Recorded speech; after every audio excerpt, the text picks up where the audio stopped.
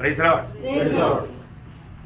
जल्द से जल्दी आने वाला प्रभु यीशु मसीह के अति पवित्र नाम में सब पवित्र लोगों को मसीह देता हूँ। लवकरात लवकर येणाऱ्या प्रभू येशू ख्रिस्ताच्या अति पवित्र नावामध्ये सर्वांना ख्रिस्ती अभिवादन। कि आज अभी हम प्रभु का वचन सीखने जा रहा है। आज आपण देवाचं वचन शिकायला जात आहोत। हमें बहुत तैयारी के साथ वचन सीखना चाहिए आणि खूप तयारीसह परमेश्वराचं वचन आपण आता शिकायचं आहे ना। मंडली जीवन का बारे में आज भी बहुत लोगों को समझ बहुत कम है आणि मंडळी जीवना संबंधाने पुष्कळ लोकांना आजही समज खूप कमी आहे। इसलिए जब भी वचन सिखाया जाता है तो मंडली जीवन का बारे में ज्यादा समझना पड़े आणि म्हणूनच ज्या वेळेला वचन शिकवलं जातं त्यावेळेला मंडळी जीवना संबंधाने जास्तीत जास्त आपण समजून घ्यायचंय। इस दिन में हमने प्रभु यीशु मसीह के साथ मंडली का नाता का बारे में कुछ बात देख रहा था आणि मागील दिवसामध्ये येशू ख्रिस्ताचे मंडळी सोबत असणारे काही संबंध याच्या संबंधाने आपण पाहत होतो। और हमने देखा था कि यीशु मसीह चरवाहा है और मंडली उसकी भेड़ें है। आणि सगळ्यात पहिले आपण पाहिलं होतं की येशू ख्रिस्त मंडळीचा मेंढपाळ आहे आणि मंडळी त्याची मेंढरी आहे। और दूसरा हमने देखा था यीशु मसीह दुल्हन है और हम उसका दुल्हा है। आणि दुसरी गोष्ट आपण पाहिलं होतं की प्रभु येशू ख्रिस्त हा वर आहे आणि मंडळी त्याची वधू आहे। ये बात को हम देख रहे थे आणि ही गोष्ट आपण पाहत होतो। तो वधू होने के कारण हमारा जिम्मेवारी के बारे में हमने कुछ बात देखा आणि आपण त्याची वधू असल्या कारणाने आपल्या काही जबाबदाऱ्या संबंधाने आपण काही गोष्टी पाहत होतो। मतलब वधू होने के कारण कुछ बात और बताना बहुत जरूरी था, इसलिए मैं वहां से शुरू करता हूँ।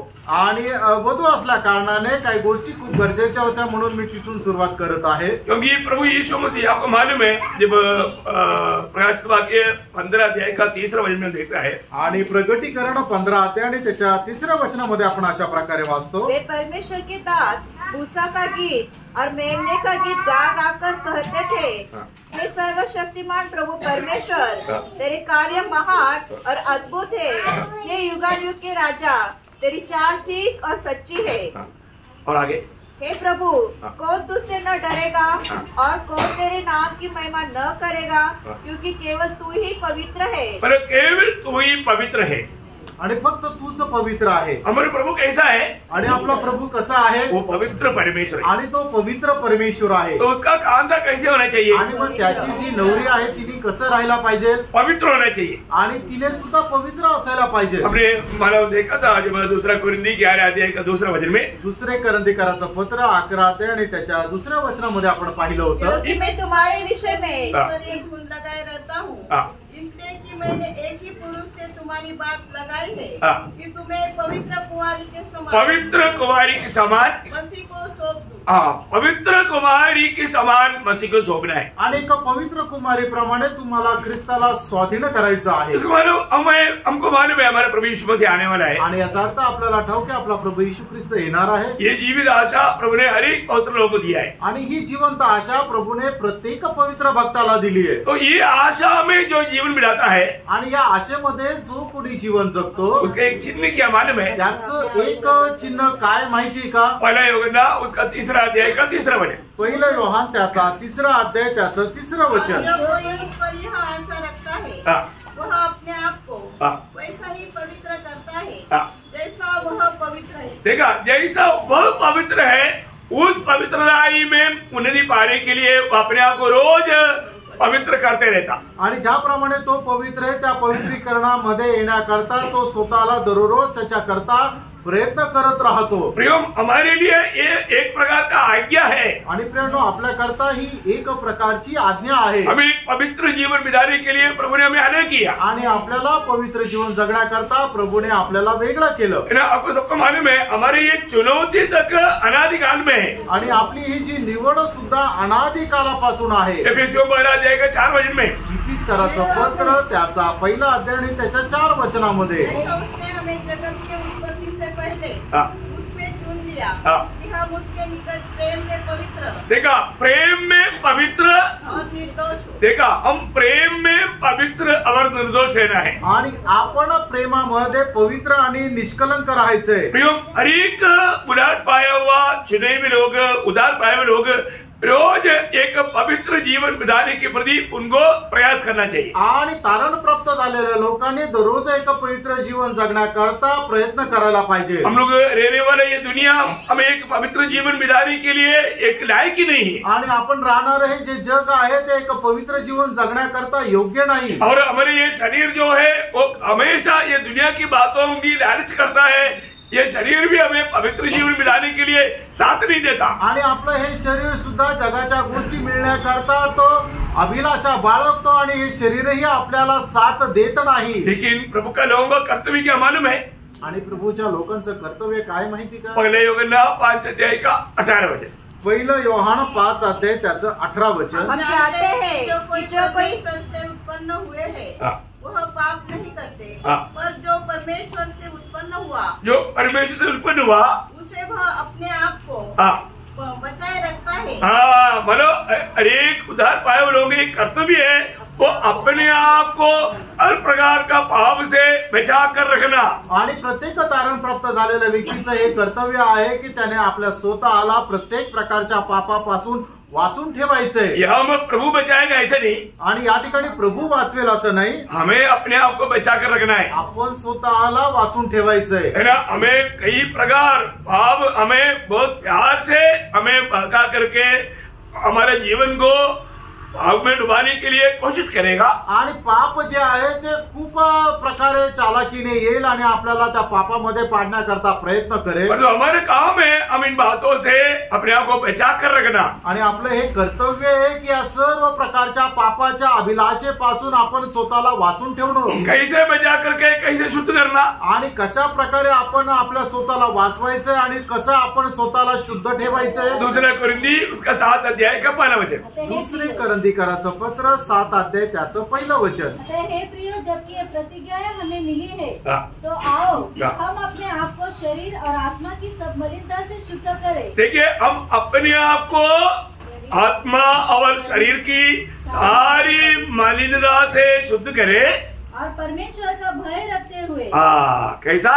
परमेश्वर का भय रखते हुए पवित्रता को सिद्ध करें।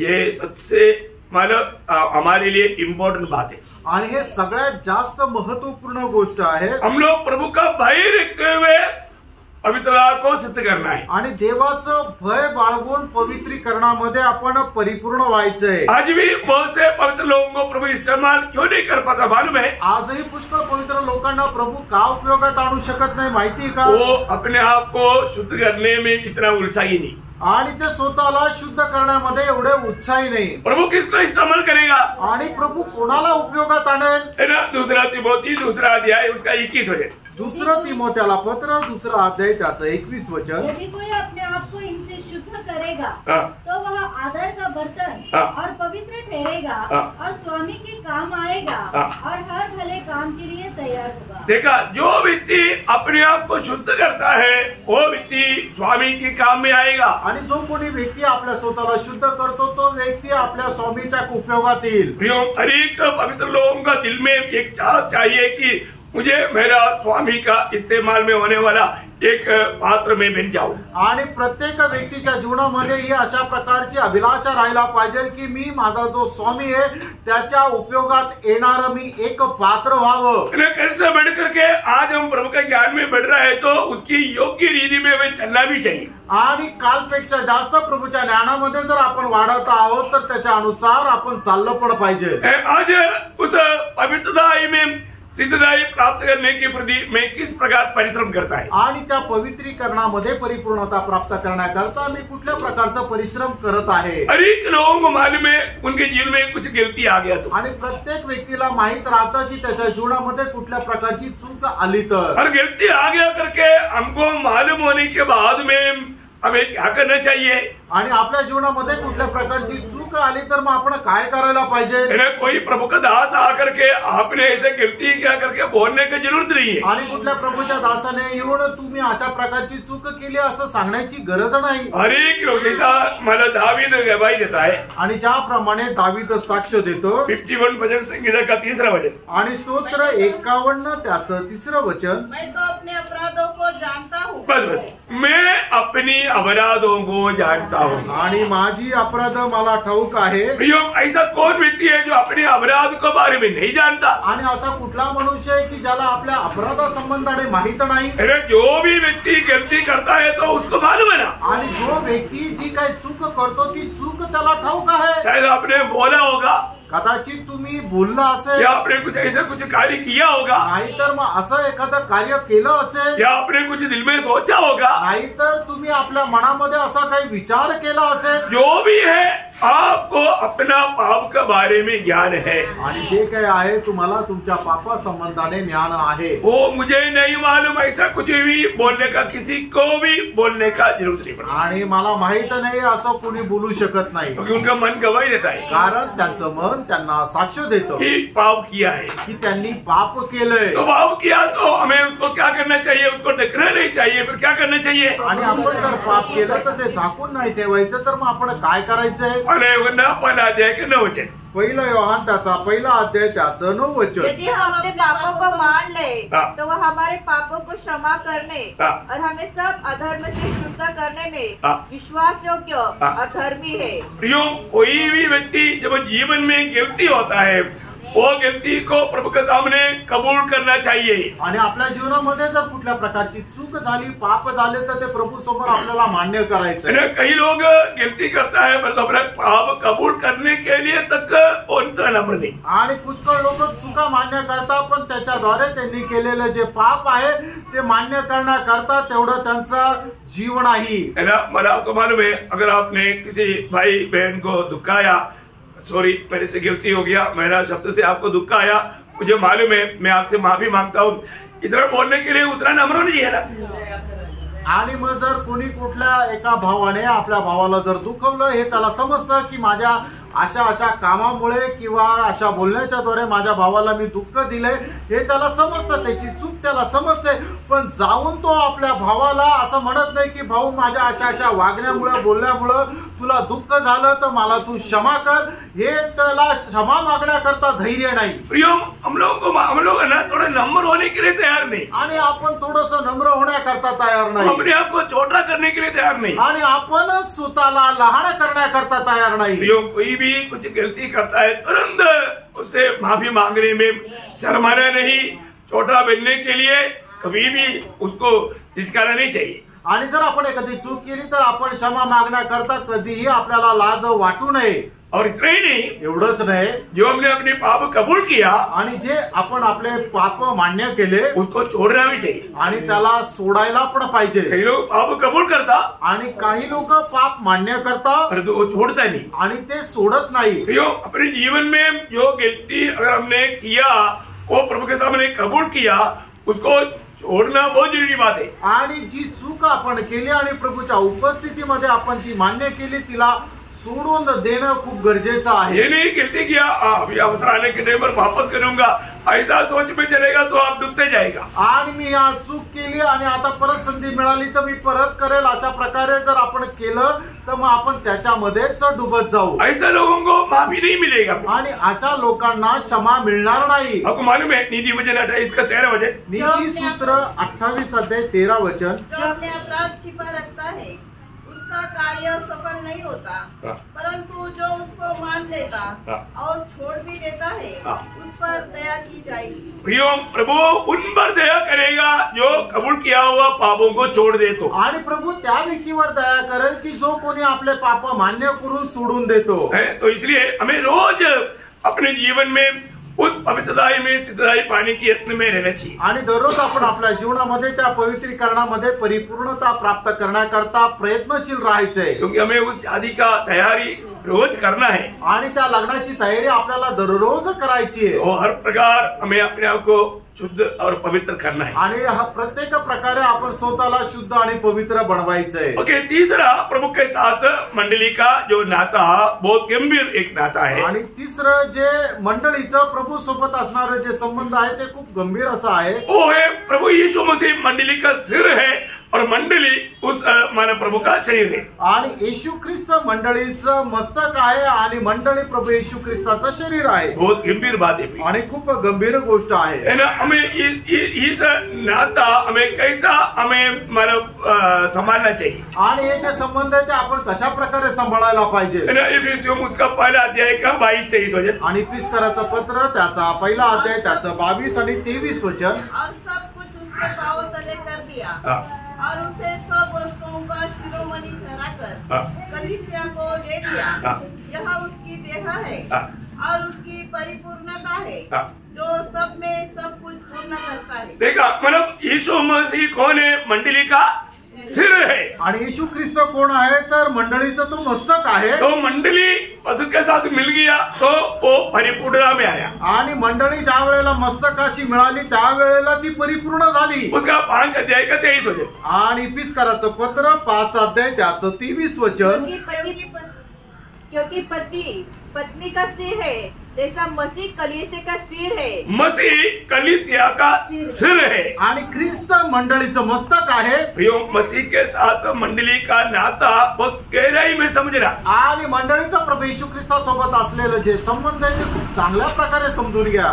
कोलोसियों पहिला अध्याय का 18 वचन. कलसीकराचं पत्र पहिला अध्याय त्याचं 18 वचन. वही देह अर्थात कलीसिया का सिर है. देखो प्रभु यीशु मसीह कलीसिया का सिर है आणि येशू ख्रिस्त मंडळीचं मस्तक आहे. इस उसका दूसरा अध्याय का 19 वचन. आणि कलसीकराचं पत्र दुसरा अध्याय त्याचं 19 वचन. और उस शिरोमणि को पकड़े नहीं रहता जिसमें सारी देह जोड़ों और पट्टों के द्वारा पालन पोषण पाकर और एक साथ गठकर परमेश्वर की ओर से बढ़ती जाती है. प्रियो हमें एक बात को जानना, हर एक अवयव अगर सिर के साथ का नाता में जोड़ा नहीं रहेगा तो उस अवयव का बढ़ोतरी नहीं रहेगा. आणि मग शरीराचा प्रत्येक अवयव मस्तकासोबत जर जोडलेला नाहीये तर मग त्या अवयवाची वाढ होणार नाही. अभी आपको मालूम है हमारा दोनों पाव आणि आपल्याला ठाऊक आहे आता आपले दोन्ही पाय ये सिर के साथ का नाता में रहने के कारण बराबर बढ़ता है. आणि मस्तकासोबत त्याचे संबंध जोडलेले असल्या कारणाने ते बरोबर चालतात. अगर आप सोचो अगर आपका एक पाव का बढ़ोतरी बराबर नहीं हुआ तो फिर क्या होगा. आणि तुम्ही विचार करा एक पायाची वाढ जशी व्हायला पाहिजे तशी जर नाही झाली तर मग काय होणार. फिर आप लगड़ाते चलेंगे. आणि मग तुम्ही लगडत चालत. प्रभु ऐसे चलने नहीं देता. आणि प्रभू आपल्याला अशा प्रकारे चालू देत नाही. प्रभु बराबर बढ़ाता आणि प्रभू बरोबर आपल्याला वाढवतो. है ना. हर एक चीज जो भी अभी आप देखो अगर एक कान मतलब हाथी की कान हो गया तो आणि आपला एक कान जो आहे तो हत्तीसारखा मोठा झाला तर ऐसा होता है क्या? असं होतं का? नहीं है ना. नाही ना. ये सब का बढ़ोतरी सिर के साथ जोड़ा रहने के ऊपर इसका कार्य होता.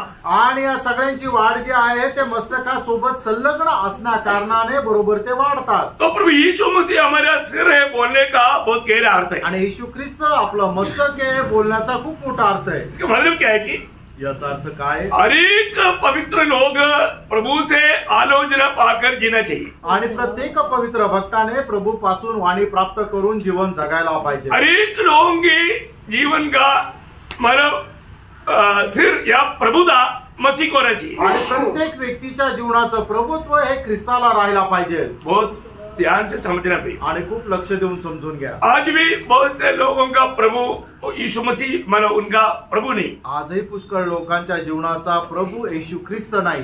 बहुत धोखा हो जाएगा. आणि मग असे लोक फसल्या जातील. आज मेरे जीवन का मतलब हर एक काम का कंट्रोल मेरा यीशु के हाथ में करके कितना लोग बोल पाएगा. आणि मी करणाऱ्या प्रत्येक कामाचं नियंत्रण जे आहे ते प्रभू येशू ख्रिस्ताच्या हातामध्ये असं किती लोक म्हणू शकतील. यीशु प्रभु बनकर रहने का अर्थ वो हमारा जिंदगी का सर्वाधिकारी है. आणि येशू ख्रिस्त आपल्या जीवनाचा प्रभू होऊन राहणं याचा अर्थ काय की तो आपल्या जीवनाचा सर्वाधिकारी आहे. उदार पाए वो हर एक लोगों का कर्तव्य है. जैसा पहला पत्रोस 3 अध्याय का 14 वचन की भी पाठ. पहिले पेत्र 3 अध्याय 14 वचनाचा शेवटला भाग 15 वचन. ओके 15 वचन. पर मसीह को प्रभु जानकर अपने अपने मन में पवित्र समझो. मानो मसीह को प्रभु मान करके अपने आप का दिल में पवित्र समझो। आणि प्रभू येशू ख्रिस्ताला प्रभू जाणून आपल्या आपल्या हृदयामध्ये पवित्र समजा। और प्रभु उनके लिए वचन देता, आणि प्रभू त्यांच्याकरता वचन देतो। वो वचन प्रभु के लोग क्या करना चाहिए, आणि ते वचन प्रभूच्या लोकांनी काय करायला पाहिजे, पूरे दिल से मानना चाहिए आणि संपूर्ण हृदयाने ते पालन करायला पाहिजे। आपको मालूम है जब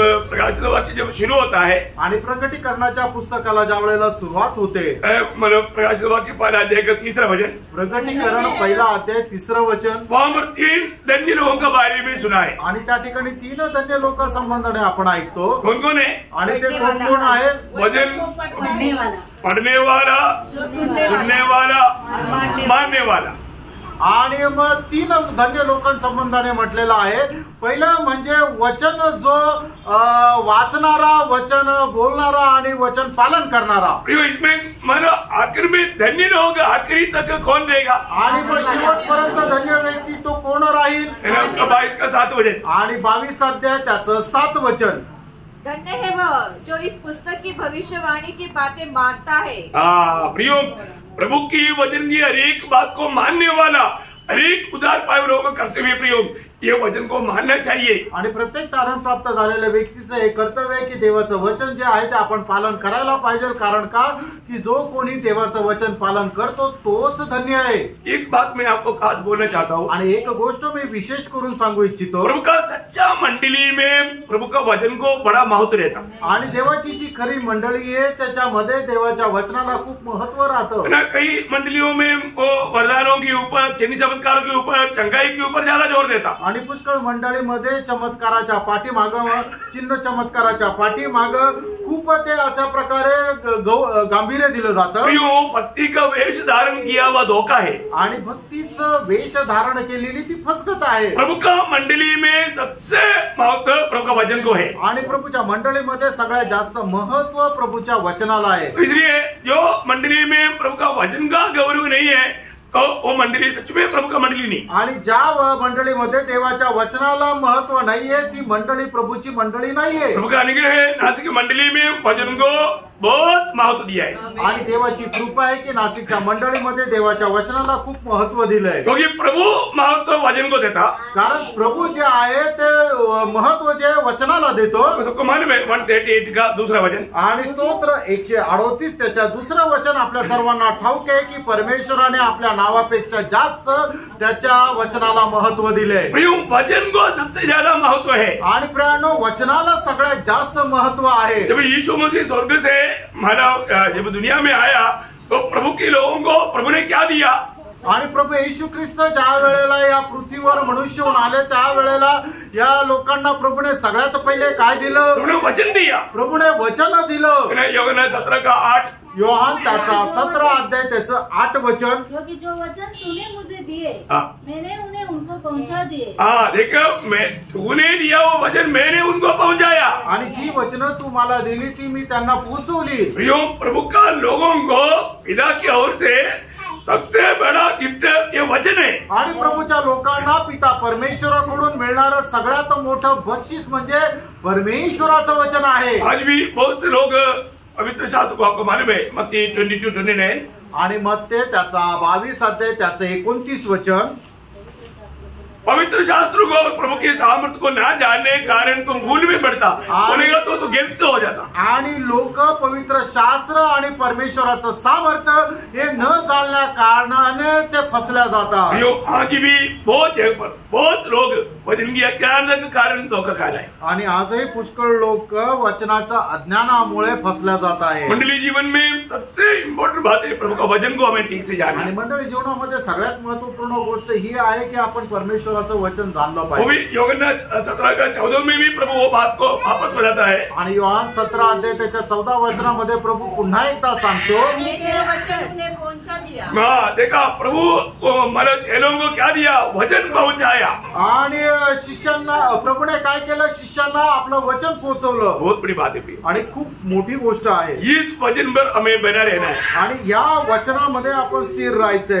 एक अगर आप सच्चाई को सही प्रकार जानना चाहता है आणि सत्य जे आहे ते जर चांगल्या प्रकारे आपल्याला जाणण्याची इच्छा आहे तर हमें वचन में बना रहना. आणि परमेश्वराच्या वचनामध्ये आपल्याला स्थिर राहायचंय. योग 8 अध्याय का 31-32 वचन. योहान 8 अध्याय 31-32 वचन. जिन्होंने उस पर विश्वास किया था कहा, यदि तुम मेरे वचन में बने रहोगे तो सचमुच मेरे चेले ठहरोगे, तुम सत्य को जानोगे और सत्य तुम्हें स्वतंत्र करेगा. देखा प्रियो, इस वचन में बना रहने वाले लोग ही सत्य को जान सकता. आणि या वचनामध्ये स्थिर राहणारे लोकच परमेश्वराचं सत्य वचन समजू शकतील. पर जो लोग ये वचन पर बना नहीं रहता, आणि लोक या वचनामध्ये स्थिर राहत नाही, इसलिए उनको सच्चाई का प्रकाश नहीं मिलता. आणि म्हणून त्यांना सत्याचा प्रकाश भेटत नाही. हमें वचन में बना रहना.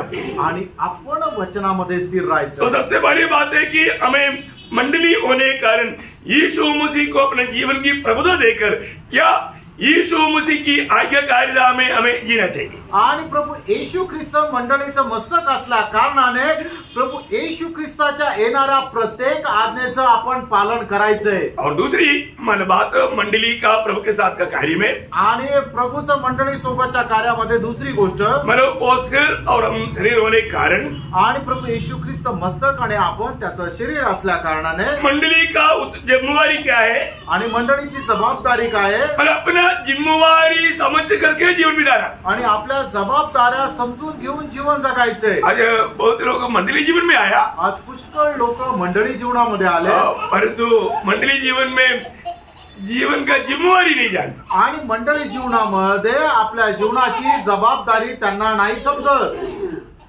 कितने लोग समझतात, आणि किती लोक आपल्या जबाबदाऱ्या समजतात.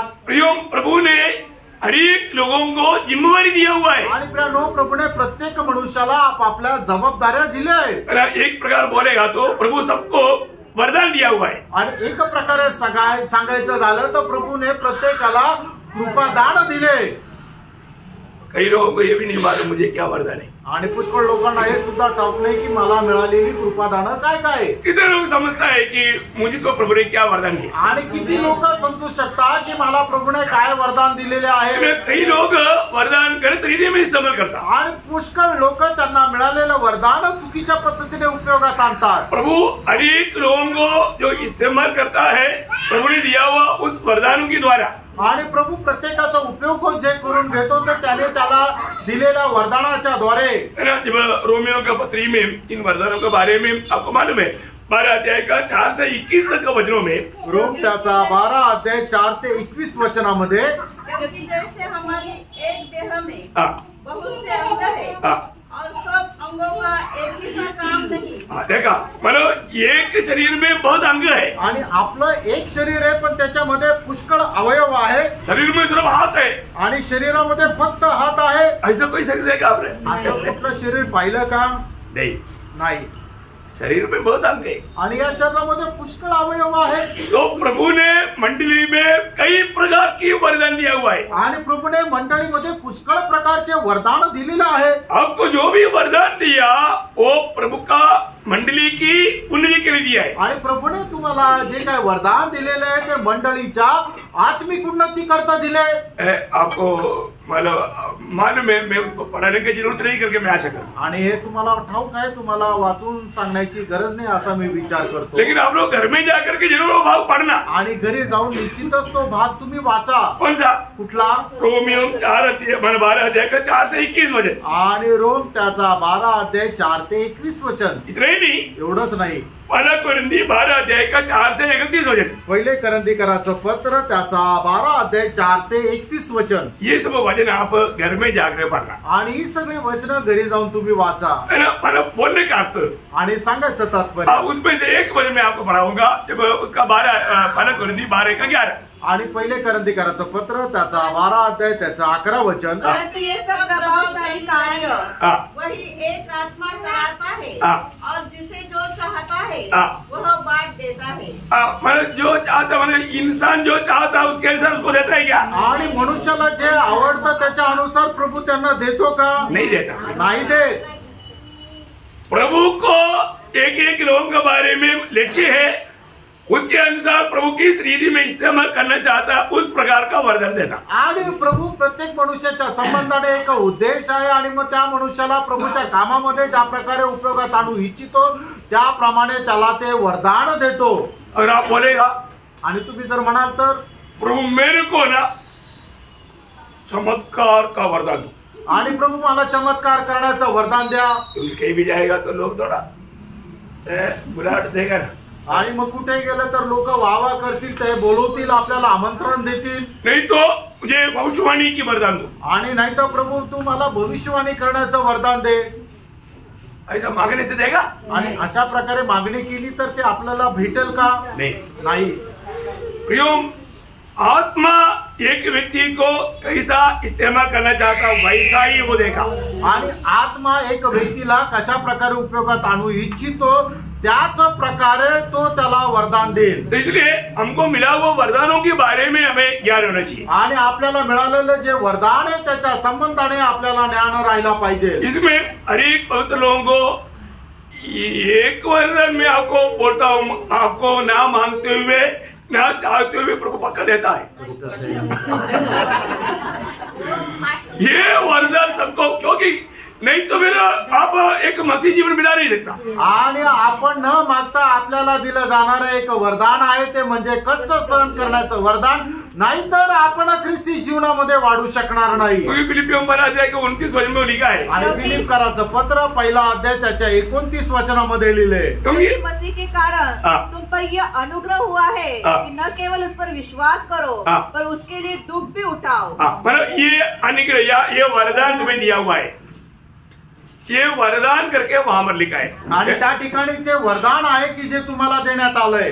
हर एक लोगों को प्रभु ने ये वरदान दिया है आणि प्रभूने प्रत्येकाला हे वरदान दिलेले। तो आप आपके जीवन में जब भी कष्ट आएगा तो, आणि तुमच्या जीवनामध्ये जेव्हा केव्हा कष्ट येईल, कोई भी कष्ट है प्रियो, आणि कुठलंही कष्ट असू द्या, आप कभी भी नहीं बोलना नहीं नहीं नहीं ये मेरे से नहीं होगा, आणि तुम्ही कधीही असं म्हणू नका हे माझ्याकडून होणार नाही, ये आपसे होना ही है। आणि तुम्हाला ते करायचंच आहे, आपको ये कष्ट में जाना ही है, आणि या कष्टामध्ये तुम्हाला जायचंच आहे। पहले थिस्सलुनीकियों 3:3 में क्या लिखा? पहिलं थिस्सलुनीकराचं पत्र 3रा अध्याय त्याच्या 3ऱ्या वचनामध्ये काय लिहिले? कोई इन क्लेशों के कारण डगमगा न जाए, क्योंकि तुम आप जानते हो कि हम इन्हीं के लिए ठहराए गए हैं। देखा, आप इसके लिए नियुक्त है प्रियो, आणि याच्या करता तुमची नेमणूक झालेली आहे। परंतु कई बार प्रभु में आने के बाद में कष्ट आता है तो लोग विश्वास में डगमगाए जाते हैं। आणि पुष्कळ वेळा लोकांच्या जीवनामध्ये कष्ट येतात त्यावेळेला लोक विश्वासातून डळमळीत होतात। प्रियो, एक बात मैं आपको बताना चाहता हूँ, आणि एक गोष्ट तुम्हाला प्रियानो मी सांगू इच्छितो, आप कभी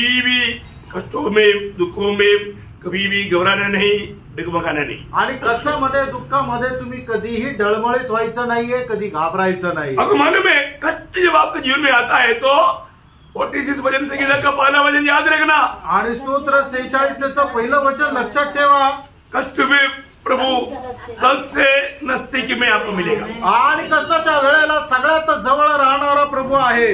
बहुत बड़ी बात है, आणि खूप मोठी गोष्ट आहे। कष्ट में प्रभु सबसे आपको निकट मिलेगा, आणि कष्टाच्या वेळेला प्रभू आपल्या सगळ्यात जास्त जवळ राहील। आज बहुत लोगों को प्रभु को निकटता में अनुभव नहीं। आज पुष्कळ लोक प्रभू माझ्या जवळ आहे हा अनुभव नाही। क्यों नहीं? आणि का नाही? क्योंकि कष्ट देख करके वो किलोमीटर दूर भाग जाता, आणि कष्ट पाहून ते किलोमीटर पळून जाता। प्रभु बोलते इधर आओ इधर आओ इधर आओ, नहीं नहीं प्रभु नको नको नको नको नको। आणि प्रभू त्यांना बोलवतो इकडे या इकडे या इकडे या, आणि ते लोक म्हणतात प्रभूला नको प्रभू।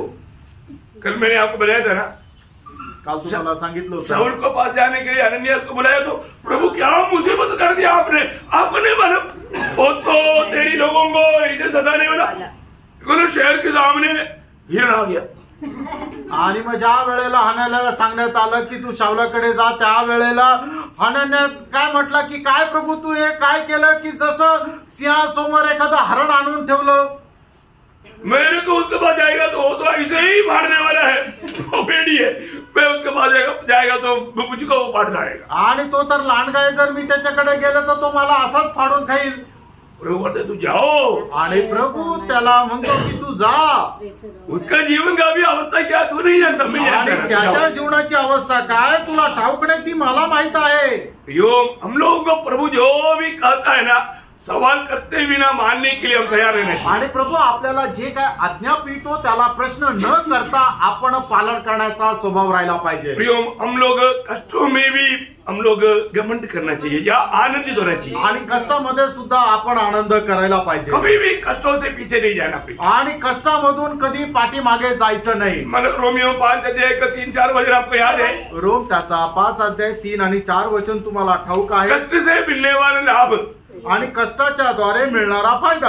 केवल यही नहीं, वरन हम क्लेशों में भी घमंड करें, ये जानकर कि क्लेश से धीरज और धीरज से खरा निकलना और खरा निकलने से आशा उत्पन्न होती है. देखा प्रियो, कष्ट में चलने वाले व्यक्ति में पक्की बात है उनका धीरज बढ़ता है.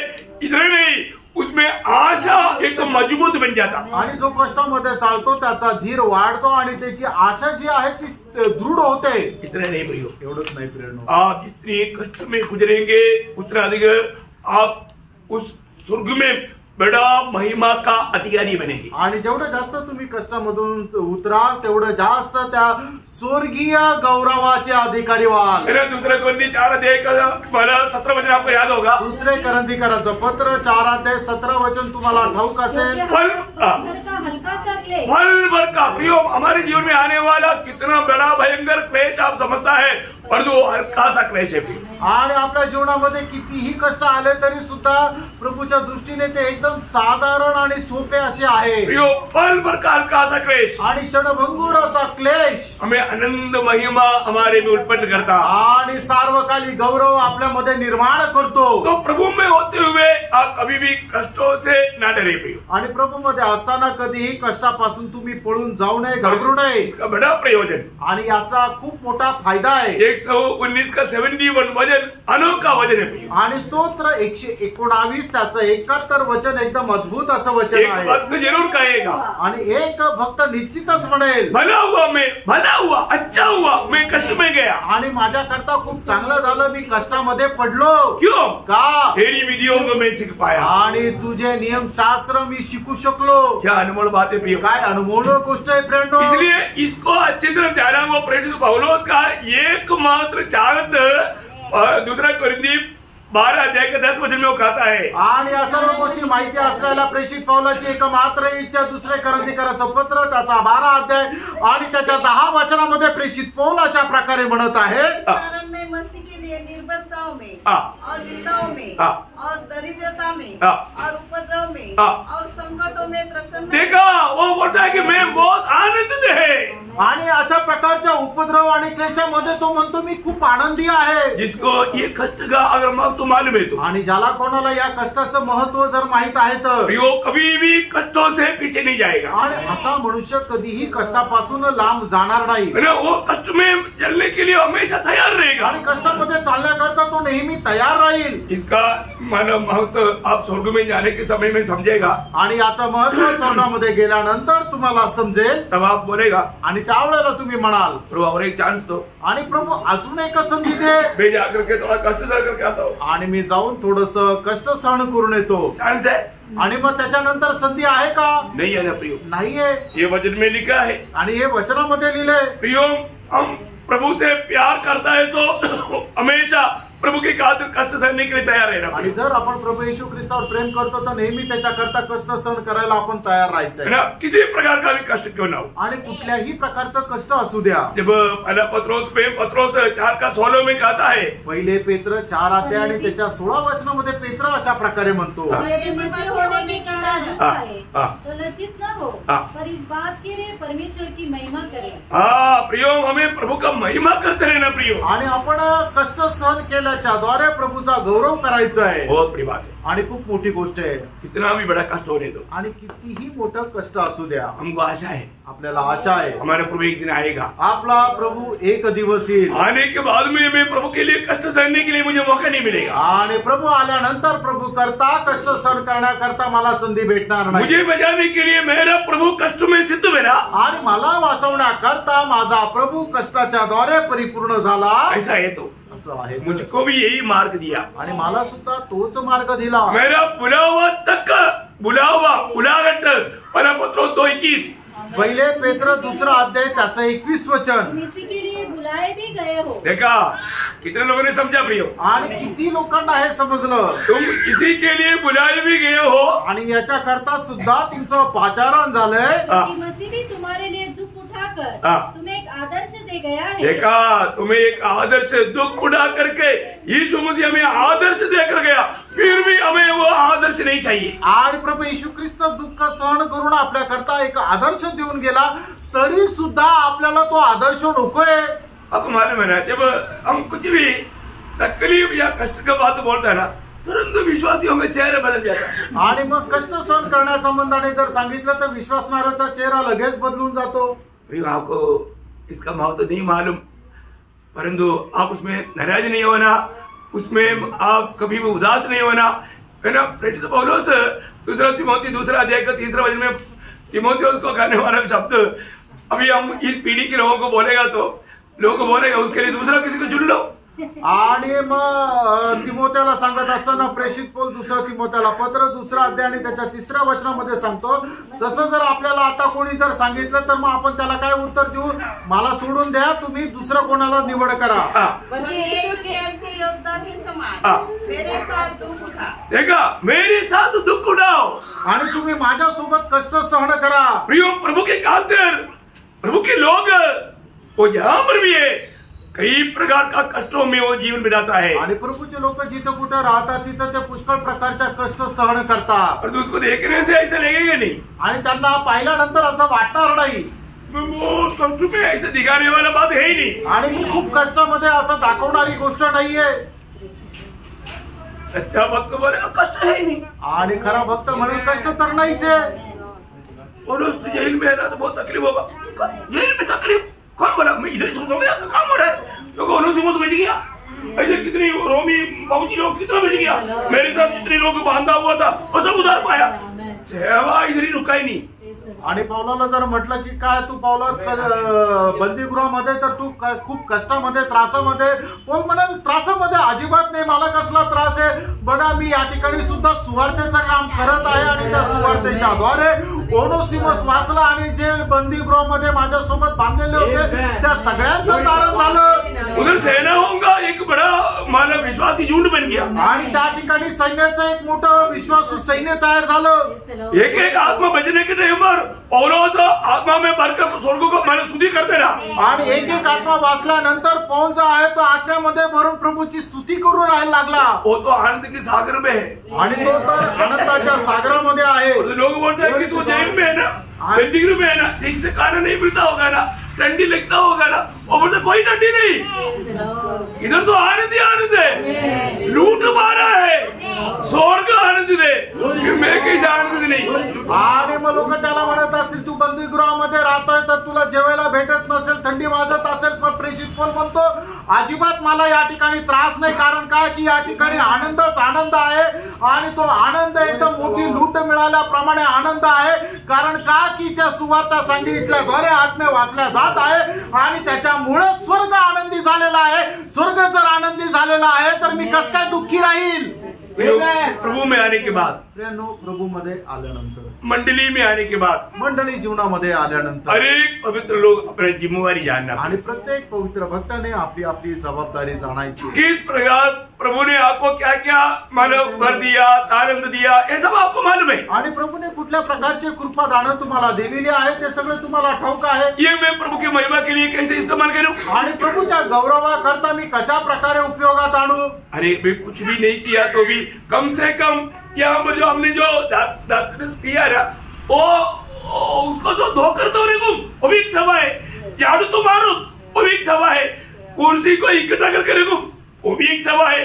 डेली को बोल्ड करूं, इधर आने के टाइम सब रेडी मिलता, कोई सेवा किया इसके पीछे, सेवा किया, उसका सबका प्रतिफल है.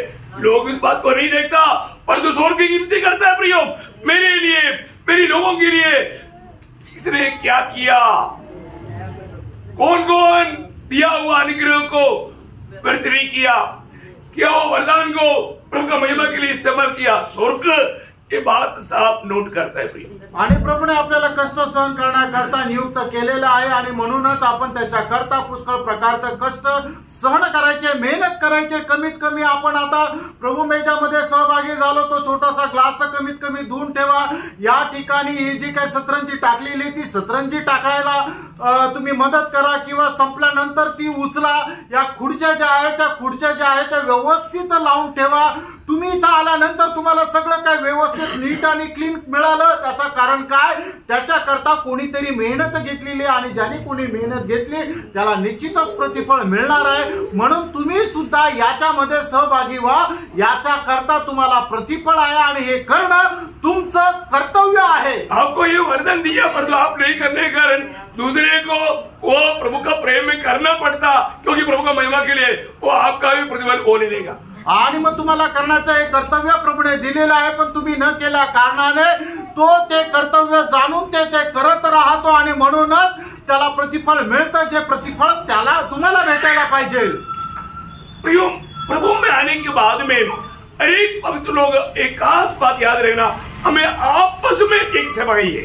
आणि प्रभू मध्ये आल्यानंतर प्रत्येकाने एक विशेष गोष्ट लक्षात ठेवा, आपल्याला आपसामध्ये सेवा आहे। पहिला पत्रोस 4 अध्याय 11 वचन आणि पहिले पेत्र 4 अध्याय 10 आणि 11 वचन। जो वरदान मिला है वह उसे परमेश्वर के नाना प्रकार के अनुग्रह के भले भंडारियों के समान एक दूसरे की सेवा में लगाए। देखा, एक दूसरे की सेवा में लगाए, एकमेकांच्या सेवेकरता आपण आपले वरदान वापरायचे। प्रियो, अनेक लोग एक दूसरे के साथ, अभी आपको मालूम है ये शरीर का अनेक मानव अवयव एक दूसरे से मिला रहता है आणि आपल्या शरीराचा एक अवयव दुसऱ्या अवयवाशी जोडलेला राहतो। लोगों को समझ में आ रहा है कि नहीं? लोकांना समजत आहे का नाही? अनेक लोग एक दूसरे के प्रति सेवा के लिए तत्पर रहना प्रियो, आणि प्रत्येकाने एकमेकांच्या सेवेकरता एकदम जागृत राहायचंय। एक सच्चा एक आत्मीय जीवन में बढ़ोतरी पाया हुआ व्यक्ति हमेशा मैं किस प्रकार दूसरे के काम में आएगा ये बात को उसके खोज में रहता। आणि एक खरं आत्मिक जीवनामध्ये वाढलेला व्यक्ती मी कशा प्रकारे दुसऱ्याच्या उपयोगात येईल या तो शोधामध्ये राहतो। मेरे जीवन में मैं कभी भी कहीं भी मतलब एक मंडली का अंग बनकर रहा, मैं हमेशा दूसरों को जाकर के जो आत्मीय में कमजोर है बहुत प्रोत्साहन करते थे। आणि माझ्या मंडळी आत्मिक जीवनामध्ये जो कोणी निर्बल अवस्थेमध्ये जाऊन त्याला नेहमी प्रोत्साहन करत असे, और जो भी थोड़ा कुछ तारतड़ है मैं उनको प्रभु की सेवा के लिए प्रोत्साहन करते रहता हूँ। आणि मग ज्याला कोणाला प्रभू तालन दिलेला आहे आणि तो जो उत्साही आहे त्याला प्रभूच्या सेवेकरता मी अधिक जास्त प्रोत्साहन देत असे। मैं बहुत से लोगों को उस प्रकार का गाइडेंस किया आणि पुष्कळ लोकांना अशा प्रकारे मी मार्गदर्शन केलं। अभी भी मुझे मालूम है, अभी आप लोगों को मालूम है कि अपना इंद्रिय आया था मानव वो प्रीति का भाई चार्ल्स ब्रदर, मैं उनको बोला देख प्रभु का आपका बारे में प्रभु का सेवा के लिए उद्देश्य है। आणि मग प्रीती सिस्टर यांचे भाऊ जे चार्ल्स ब्रदर या ठिकाणी आले होते त्यांना मी अशा प्रकारे प्रोत्साहन दिलं की देवाची इच्छा आहे की तुम्ही प्रभूच्या सेवेकरता निघावं। मैंने उसको बिल्कुल उसके बारे में बिल्कुल विचार नहीं था आणि अशा प्रकारे त्यांच्या डोक्यामध्ये विचार नव्हते। प्रियो, आज करीब मेरा जानकारी में 600 से अधिक लोग विश्वासियों का एक मंडली का अगुवा है। आणि माझ्या माहितीनुसार 600 पेक्षा जास्त मंडळीच्या ते एक अध्यक्ष आहे। कितना बड़ी बात है आणि किती मोठी गोष्ट आहे। अपने जॉन ब्रदर आणि आपले जॉन ब्रदर तकरीबन सब लोग जानते हैं आणि सर्वसाधारण रीतीने सगळेच लोक ओळखतात। मैंने उसको प्रोत्साहन किया आणि त्यांना प्रोत्साहन केलं। मला इसलिए उन्होंने मानव सर्विस आगे नहीं बढ़ाया आणि म्हणून त्यांनी पूर्ण सर्व्हिस पूर्ण नाही केली, वो भी प्रभु की सेवा के लिए निकला आणि ते सुद्धा प्रभूच्या सेवेकरता निघाले। अभी मेरे ख्याल में 3 जगह पर उनके द्वारा मंडली चल रहा है आणि माझ्या माहिती अनुसार 3 ठिकाणी त्यांच्याद्वारे मंडळी चालविली जात आहे। कितनी बड़ी बात है आणि केवढी मोठी गोष्ट आहे। अपने विनय ब्रदर आणि आपले विनय ब्रदर, ऐसा बहुत से मतलब भाई लोग हैं, मैं सबका नाम नहीं लेना चाहता हूँ आणि असे पुष्कळ भाऊ लोक आहे, प्रत्येकाचं नाव नाही घेऊ इच्छित। मैं उनको प्रोत्साहन किया आणि त्यांना मी प्रोत्साहन केलं प्रभु की सेवा के लिए आणि प्रभूच्या सेवेकरता। प्रियो, जो लोग थोड़ा उत्साही है आणि प्रियांनो जे लोक थोडेसे उत्साही आहे उनको प्रोत्साहन देने से अभी भी प्रभु को खेती बच चुका है, सेवक लोग कमी है आणि पीक फार आहे पण कामकरी कमी आहे। बहुत लोग मतलब प्रभु बुला रहा है लेकिन सुनता नहीं। आणि पुष्कळ लोकांना प्रभू बोलवत आहे पण लोक ते ऐकत नाही। नासिक मंडली का अनेक लोग एक इवांजलिस्ट है आणि नासिक मंडळीचा प्रत्येक जो विश्वासणारा आहे तो सुवार्तिक आहे। मुझे पक्का मालूम आप लोग एक एक मंडली चला सकता है आणि मला एकदम दृढ निश्चय आहे की तुम्ही एक एक मंडळी चालू शकता। कब हमें छोड़कर जाएगा हमारे नेबर को बोलकर जाना है आणि केवळ तुम्ही सोडून आम्हाला जाल माहिती नाही पण सांगून जा। मतलब आपको सेवकाई करने का पूरा पूरा मतलब प्रभु के जो वचन की जो प्रकाश है आपको मैं देते रहता हूँ। आणि सेवा करण्याकरता जे देवाच्या वचनाचा जो प्रकाश आहे तुम्हाला मी देत राहतो। एक बात जानना आणि प्रियांनो एक गोष्ट जाणून हमें आपस में सेवा करना है आणि आपल्याला आपसामध्ये सेवा करायची आहे। करता है क्या? आपण करतो का? मंडली का एक भी जन आत्मीय जीवन में कमजोर है तो उनको प्रोत्साहन देता है क्या? आणि मंडळी जीवनामध्ये एकही व्यक्ती जर कमी पडलेला आहे तर त्याला प्रोत्साहन देतात का? खरी बात है, प्रोत्साहन देने वाला हमें आदर्श चाहिए आणि जो प्रोत्साहन देतो त्याच्यामध्ये आदर्श राहिला पाहिजे। एक बार एक व्यक्ति इधर प्रचार किया, प्रचार के लिए मौका दिया आणि एकदा एका व्यक्तीला या ठिकाणी प्रचार करण्याची संधी दिली। आज अभी अपने साथ वो नहीं इसलिए बोल रहा हूँ आणि ते आता आपल्या सोबत नाहीये म्हणून सांगत आहे। तो उन्होंने बोला कि मतलब संगति नहीं छोड़ना चाहिए आणि त्यांनी सांगितलं की संगती नाही सोडायची। और वो सिर्फ संडे को आणि असा व्यक्ती जो आहे तो फक्त रविवारी यायचा। मुझे तो बहुत हंसना भी आया आणि मला तर हसायला पण आलं। हम लोग एक बात बोलता है तो हमारे जीवन में चाहिए ना। आणि एक गोष्ट आपण जर बोलतो तर ते आपल्या जीवनामध्ये राहिला पाहिजे। जीवन में नहीं है वो आप कैसे बोल सकता दूसरे को? आणि जर आपल्या जीवनामध्ये नाहीये तर आपण दुसऱ्याला कसं काय सांगू शकतो? तो उसका बात हो गया। आणि हे तर त्याचं झालं। किसका?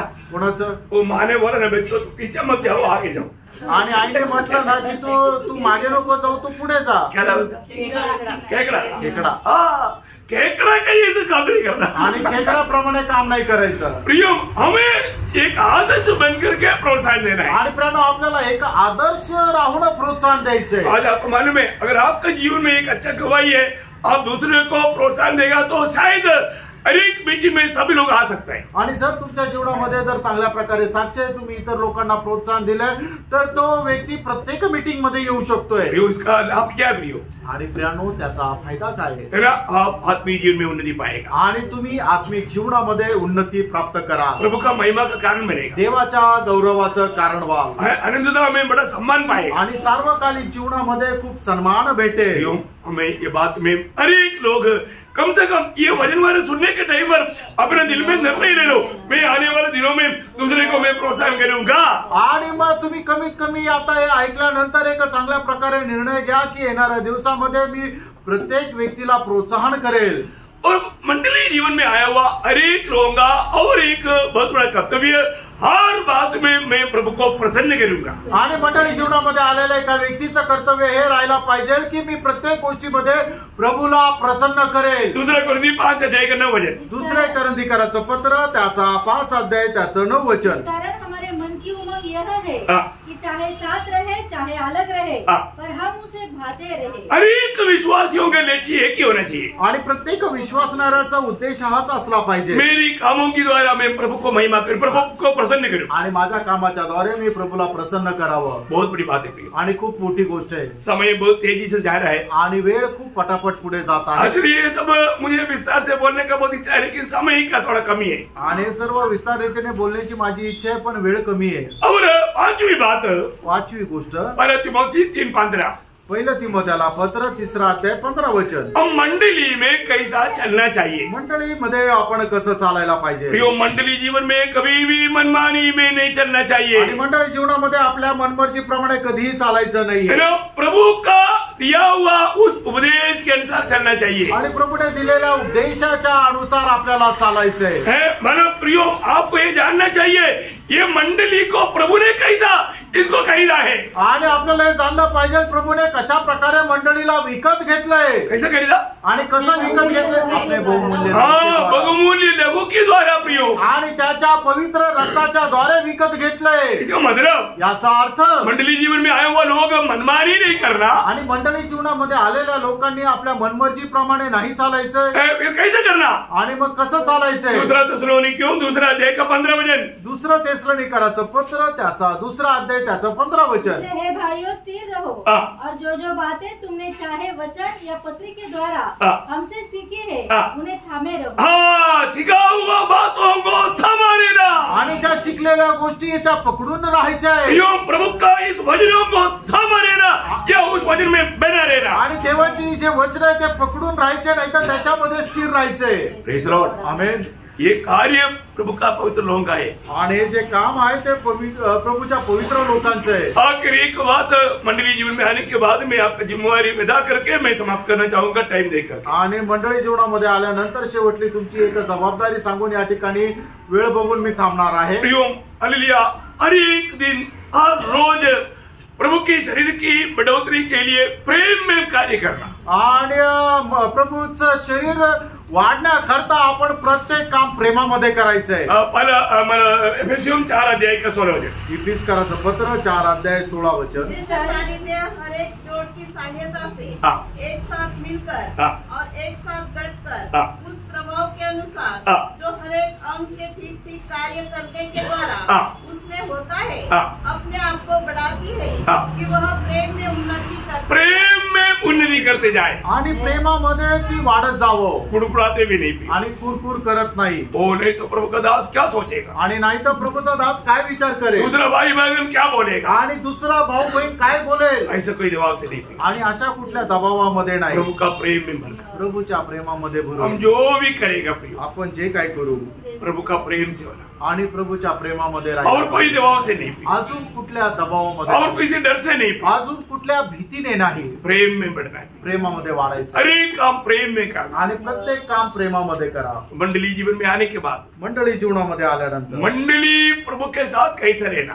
आणि मंडळी प्रभू सोबत कशी राहायची, क्योंकि हम प्रभु का शरीर है प्रिय, कारण प्रियांनो आपण प्रभूचं शरीर आहोत। ये शरीर पूर्ण रूप में, अभी मेरा शरीर मेरा सिर जो आज्ञा देगा उसके अनुसार ही कार्य करता, आणि माझं शरीर जे माझं मस्तक आज्ञा देतं त्याच्या अनुसारच काम करतो। ऐसा है तो मंडली का सिर यीशु मसीह है, आणि असं जर आहे तर मंडळीचं मस्तक प्रभू येशू ख्रिस्त आहे। यीशु मसीह जो भी हमें बताता है प्रियो, उसको हमें पूरा दिल से मानना चाहिए, आणि येशू ख्रिस्त आपल्याला जे काय सांगतो ते संपूर्ण अंतःकरणाने आपण पालन करायचं। मंडली में जो भी प्रभु हमें बताता है वो बात ध्यान से सुनकर जीवन में अमल करना चाहिए, आणि प्रभू आपल्याला जे काय मंडळी जीवनामध्ये सांगतो ते खूप लक्ष देऊन ऐकून पालन करायचंय। तो प्रभु इन वचनों के द्वारा प्रभु के साथ प्रभु सिर बन करके प्रभु का शरीर होकर के चलने वाला एक सच्चा मंडली का अंग बनकर जीवन प्रकट करके प्रभु का प्रेम में बढ़ने वाला बनने के लिए प्रभु के वचनों के द्वारा सबको सहायता करें। आणि येशू ख्रिस्त आपलं मस्तक होऊन आपण त्या मस्तकाचे शरीर राहून प्रत्येक गोष्ट मस्तक जी काय आज्ञा देतो त्या आज्ञा पूर्ण करण्याकरता आपल्याला अशा प्रकारचं एक आदर्श जीवन जगण्याकरता या वचनाच्या द्वारे प्रभू आपल्याला आशीर्वाद देऊ। प्रभु में प्रभूला गौरव मिळो। आमेन। आमेन।